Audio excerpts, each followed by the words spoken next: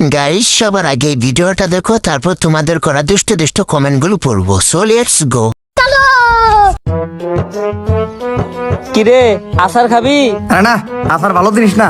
আচার খেলে পেট খারাপ হয়, গ্যাস হয়, তার মধ্যে আবার তেঁতুলের আচার। আমি এইসব উল্টাপাল্টা জিনিস খাই না। ঠিক আছে, তাইলে আমিই খাই।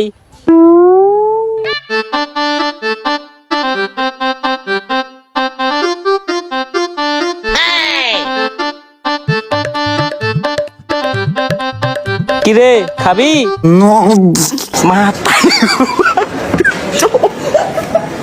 মাতারি গো পাই।